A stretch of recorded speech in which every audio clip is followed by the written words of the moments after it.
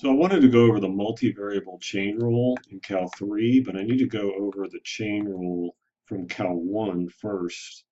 And the reason we're doing this is because we're going to be looking at how to find the derivative of a function using implicit differentiation from Cal 1, and then use that to find the derivative of a function with respect to a certain variable in Cal 3. And it gets a little more complicated there. But the idea is to be able to use simpler formulas in Cal 3, and the way to do that is to really kind of understand what to do in Cal 1 that's easier. So I'm going to take one of these functions. Let's see which one's good. I'll do this one here, 28. And I'm going to take the derivative with respect to x. I'm going to find dy dx the way that you were probably taught in Cal 1, and then I'm going to do it using this formula here. But before I do that, I want to talk about how the chain rule works in theory, because most people just learn it just applying it without understanding what's going on. At least that's what I did when I first started it. So it all depends on the composition of functions. And you might be thinking, well, what does a chain rule have to do with implicit differentiation? It has everything to do with it. Composition of functions. And I'll show you that. Maybe you knew that. I'm just projecting. Composition of functions. So let's talk about this. First of all, I want to talk about how you can write f is a function of another letter of, let's say, x. You can write it like this. This is math shorthand. Math shorthand. And it's going to be important that you understand it. You've probably seen it. You've seen it. I know you have. But it's not always apparent what is meant by that. So f equals f of x means f is a function of x. And so it doesn't have to be x there. It can be g too. F is a function of g. And then you could have g as a function of x. So what f could do to g is it could say, okay, I'm going to cube g cubed. And then what g does to x, it could say, well, I'm going to take x and I'm going to multiply it by 4 and add 5 to it. So what's happening here is you have your box of x's, and then they are mapped by g. So here's a little x here. They're mapped by g to 4x plus 5. And then f takes those values. So if you notice, f works on g, f is g cubed. F works on those values, and it says, okay, anything in the g box, I'm going to make it cubed, 4x plus 5, quantity cubed. So if you don't know the actual function that g is, but you still want to take the derivative of f with respect to x, so you wouldn't know what this is, you still have to go through g. So this is the chain rule here. Chain rule. To take the derivative of f with respect to x, you do the derivative of f with respect to g first, because f is in terms of g, and then you do the derivative of g with respect to x, like that. All right, so you have seen this before, but probably in different guises. So I'll do this all in blue. So derivative of f with respect to g would be 3g squared, and then we're going to multiply times the derivative of g with respect to x. Let me do this in green. 3g squared, and then the derivative of g with respect to x would be 4. And now if you plug g back in, you would get 3, and then g is 4x plus 5. That's what g does to x. So it's 4x plus 5, and then times 4. So that would give us 12 times 4x plus 5. We've got to square it. It's squared. It's squared. So 12 times 4x plus 5 squared, and there's your answer. Okay, so what we did was we had f as a function of g, and then g was a function of x in turn. So g works on x, and then f works on g. This is f here. All right. So if I want to take the derivative of f with respect to x, I have to go through g. have to go through g. So I take the derivative with respect to g, that's here, because it's g cubed, so that's 3g squared. And then I take the derivative with respect to x of g, and that's 4 because it's 4x plus 5. And then I plug in what g was. G is 4x plus 5. That's here. So it's 3 times 4x plus 5 squared times the 4. 4 comes over. And so multiply 3 times 4, you get 12 times 4x plus 5 squared. You were probably used to the following. Let me erase some of this so it's not so confusing. So what you've seen probably is given something like 4x plus 5 quantity cubed, find d dx of that. And so what you would do is pull the 3 down in front, 4x plus 5, decrease it by 1, and then take the derivative of the inside. And that's actually what is right here, if you look. All right? And then you just multiply it out, and you get 12 times 4x plus 5 quantity squared. Now, you might be wondering, well, why are we doing all this? If I already knew how to do it the shorthand way, what's the point of learning it this long way here, right? So why would I want to do it this way at all? So the answer is because sometimes you don't know what g is in terms of x. So let me give you another example. Let me give you an example of this and something that you may have seen before. So let's pull this over. It's cosine. This one here. It's cosine of x y equals 1 plus sine y. So we have 1 plus cosine of xy equals 1 plus sine of y. I'm sorry, it's not 1 plus cosine. It's just cosine. All right. So they say find, so the directions are find the derivative of, so find dy dx given that y is some function of x, but you don't know what it is. So this is implicitly defined. You don't know, implicitly defined means you don't know what y is in terms of x, but you're just told that it is a function of x.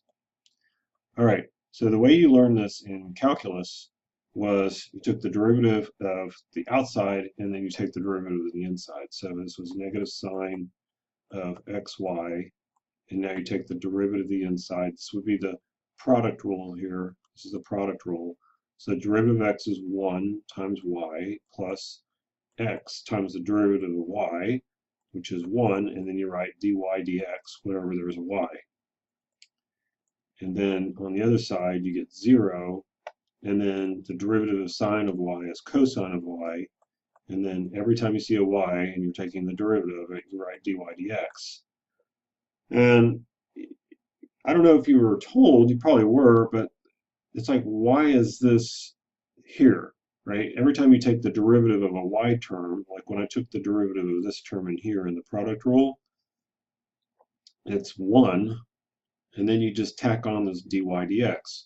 Well, the reason is because of the chain rule. So I'm going to pull this sine of y over, and I'm going to call it something else. So I'm going to say let f equal sine of y, and y is a function of x. So I want to find the derivative of f with respect to x.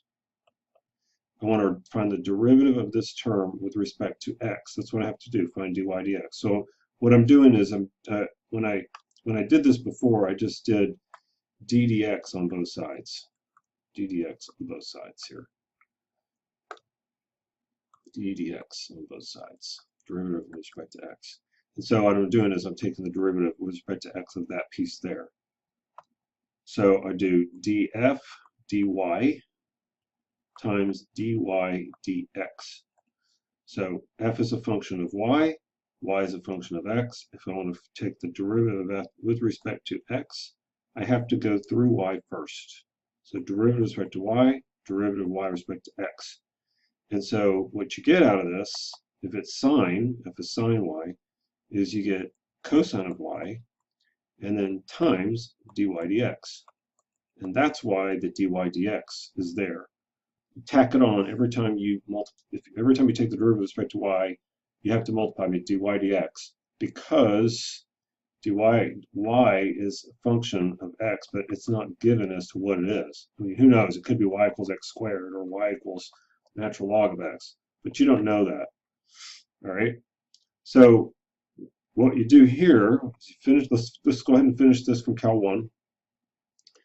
So we get negative sine of xy times, looks like y plus x dy dx, and then we get cosine of y dy dx, like that.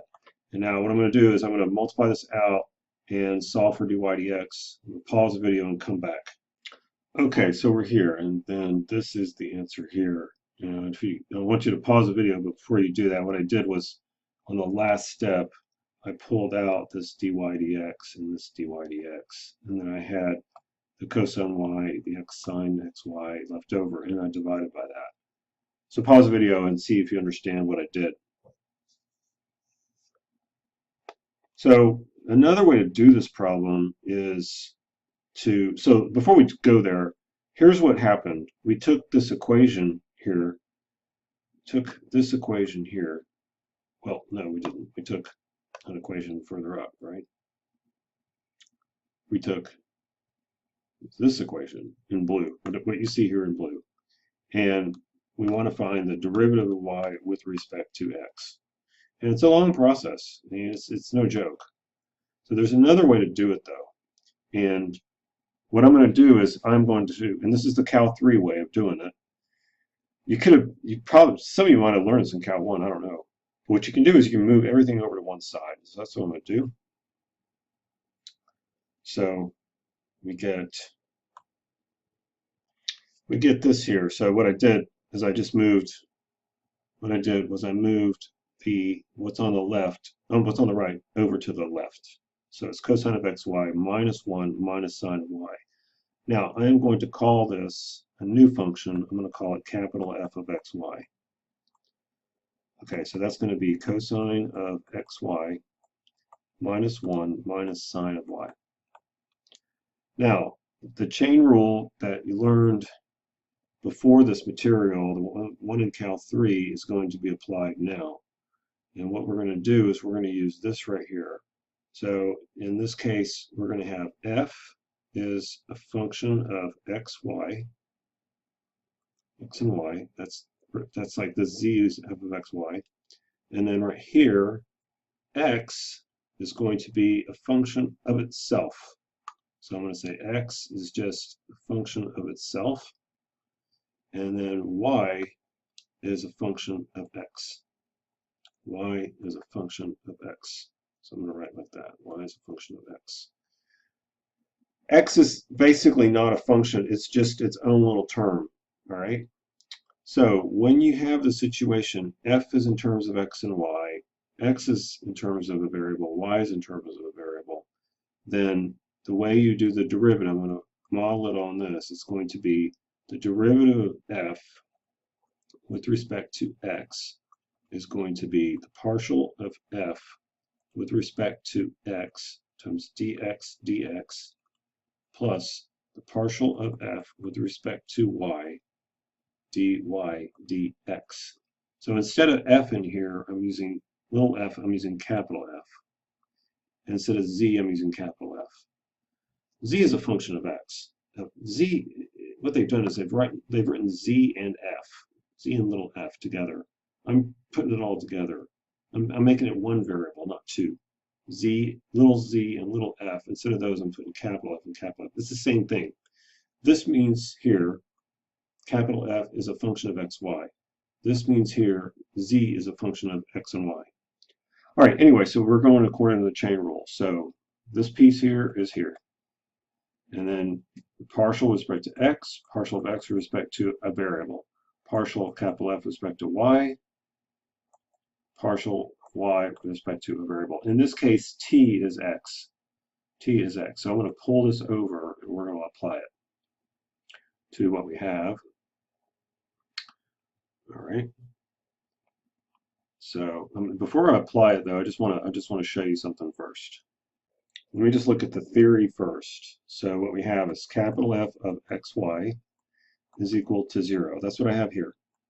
Capital F of xy is equal to 0. Basically, this is 0. All right, now I want to take the derivative with respect to x on both sides. So I do partial of f with respect to x, dx dx, plus partial of f with respect to y, dy dx. I'm just using that formula I showed you before up top. That's all I'm doing. That's all I'm doing. I'm just using this. So if you're not comfortable with what I've written, study it. Just study that, okay? All right, so where am I? Here. Now, I'm just taking the derivative with respect to x on both sides. So this is 0. Derivative with respect to x of 0 is 0.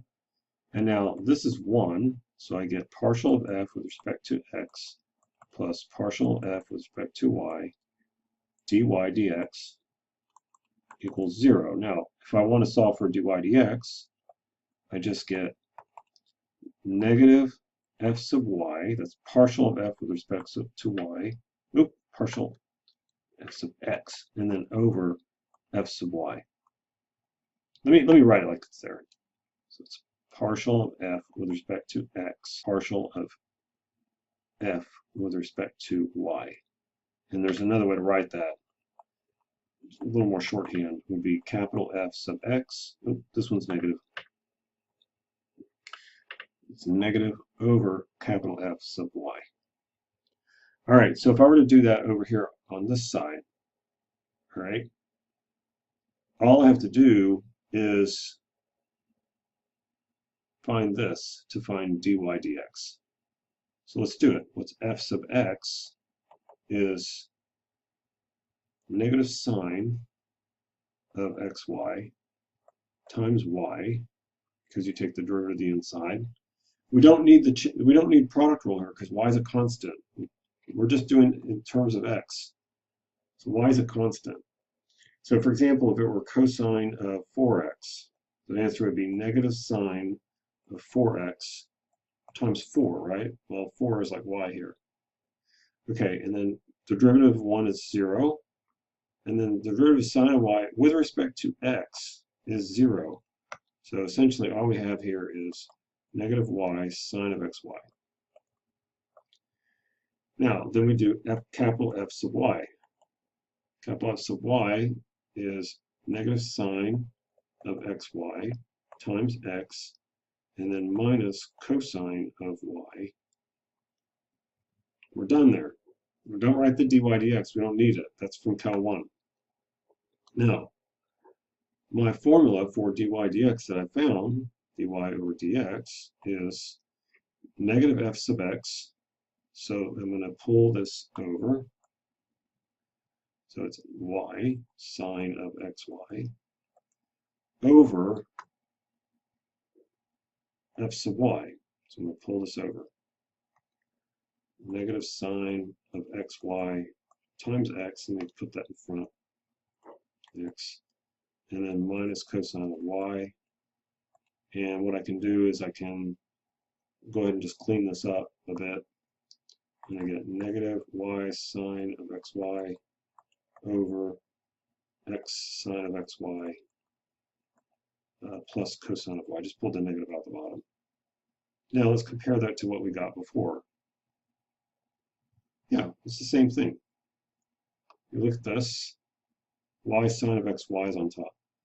Y sine of xy is on top. And then negative cosine y plus x sine of xy. Negative cosine y plus x sine of xy. We get the same answer.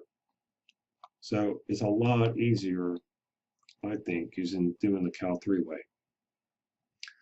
So basically all you do is you grab everything and you shove it to one side. You call that f of xy.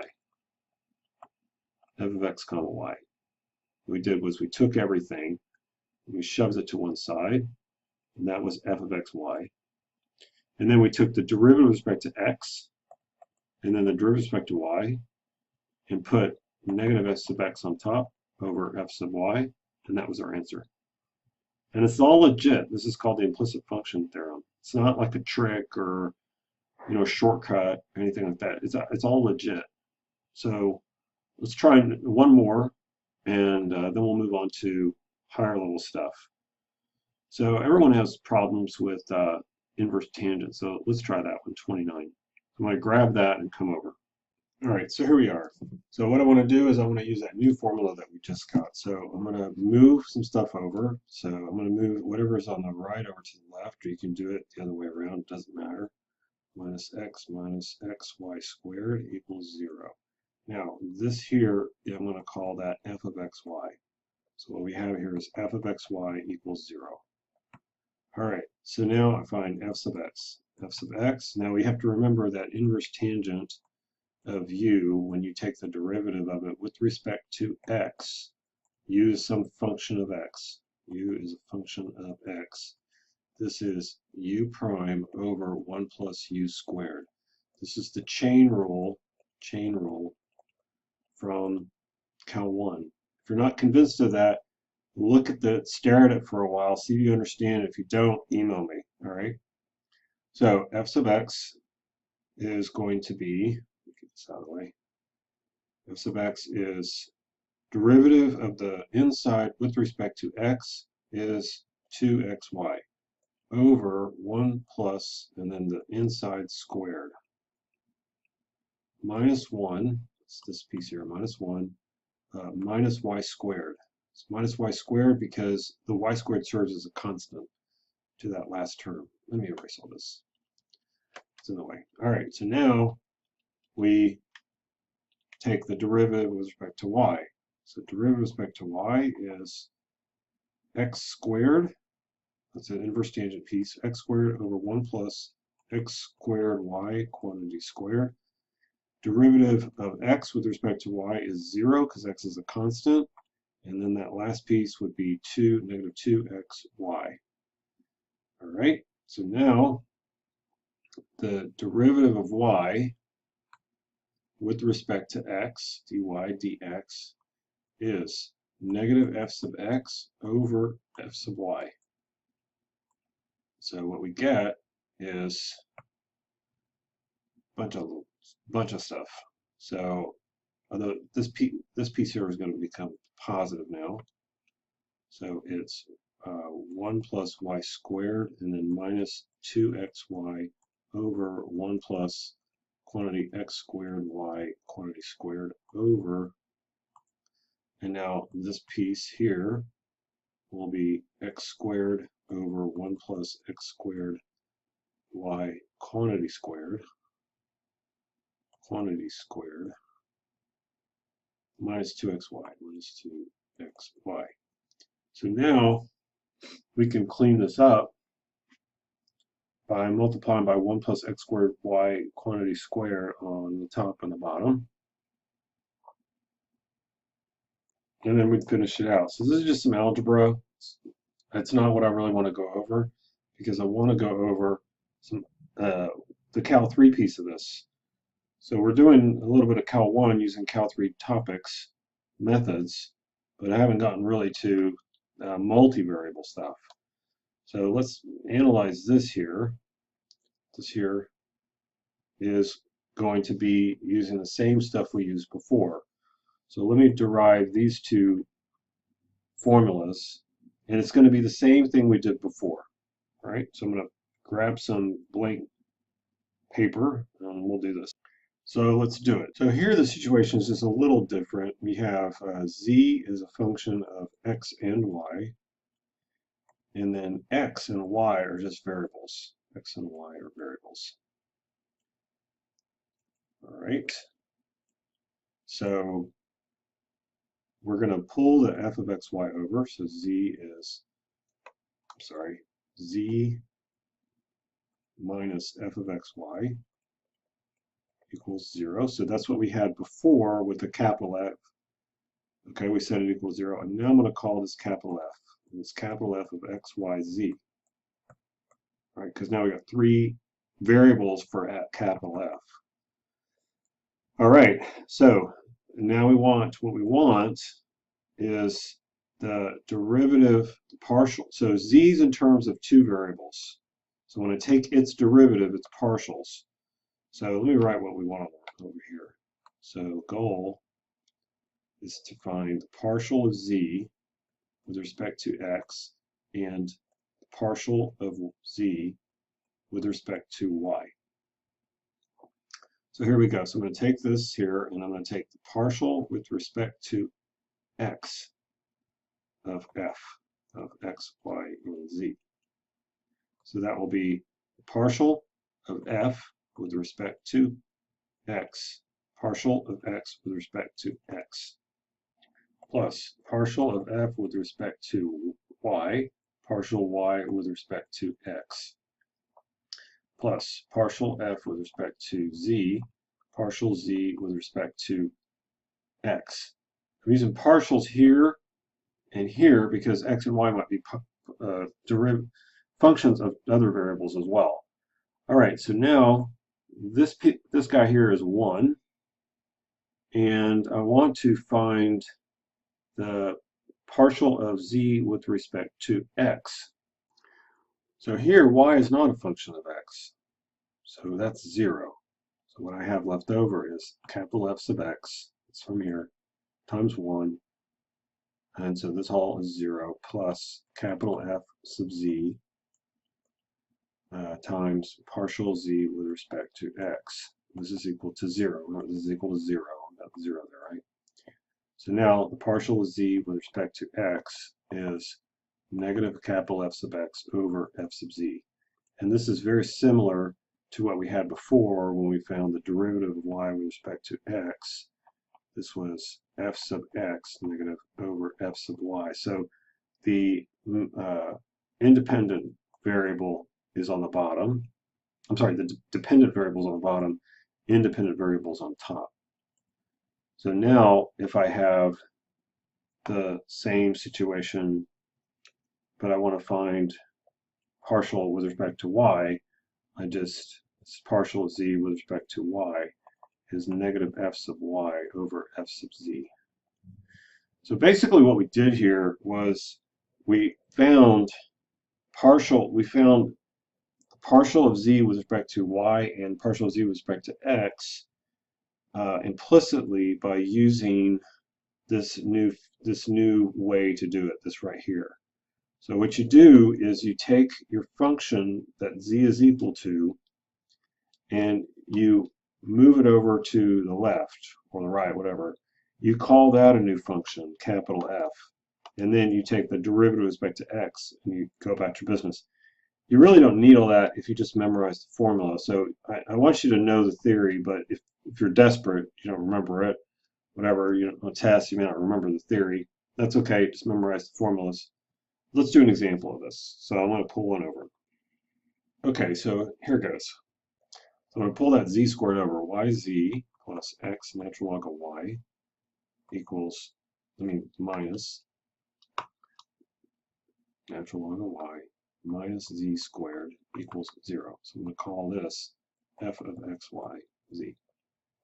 Now, capital F of x is, let me do this in different colors. So the green first. This would be, so capital F sub x, those are gone.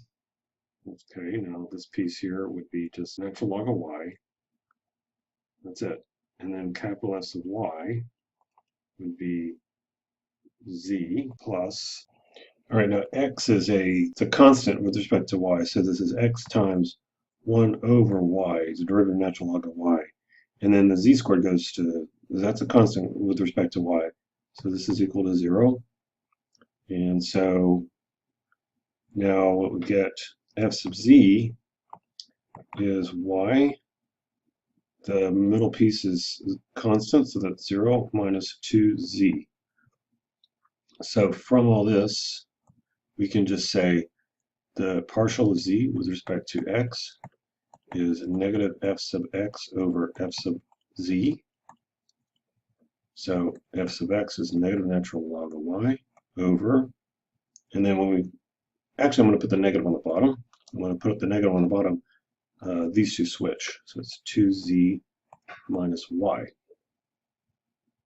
And then the partial of z with respect to y is negative f sub y over f sub z,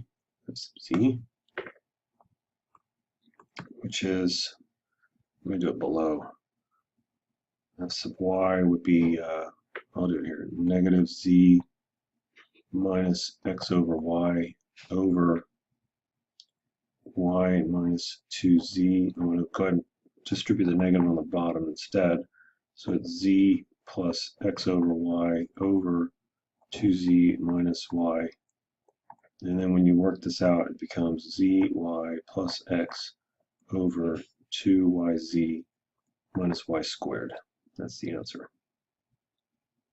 And then we have the answer for x as well. So this is what this uses what's called, from advanced calculus, the implicit function theorem. And there are some conditions on this which you get to in upper level courses. I'm not going to talk about in this video. I might in a later video dealing with more theory. So the cool thing about this theory here is that the application of it is actually really neat. And so you can expect this to be in the homework, and this is a good problem. I like this problem a lot. And if you're a business major, this is good. And this isn't bad either if you're a double E major. Okay? So that's the chain rule in multivariable calculus.